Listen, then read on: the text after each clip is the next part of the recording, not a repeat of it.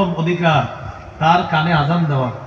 আমাদের সমাজের কুসংস্কার, মেয়ে হলে আজান দেয় না, শুধু ছেলে হলে আজান দেয়। কিন্তু সঠিক কথা হলো ছেলে হলেও আজান দেওয়া, মেয়ে হলেও আজান দেওয়া।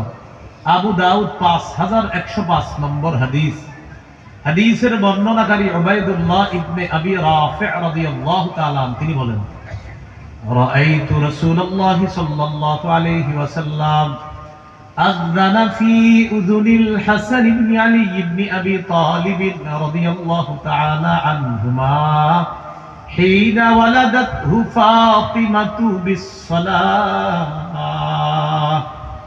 যেদিন ফাতেমা রাদিয়াল্লাহু তাআলা আনহা হযরত হাসানকে জন্ম দিলেন, সাহাবী বলেন আমি নবীকে দেখলাম, মুয়াজ্জিন নামাজের যে আজান দেয়, আমি নবীকে দেখলাম হযরত হাসানের কানে মুয়াজ্জিনের নামাজের আজানের মতো আল্লাহ নবী হাসানের কানে আজান দিয়েছে।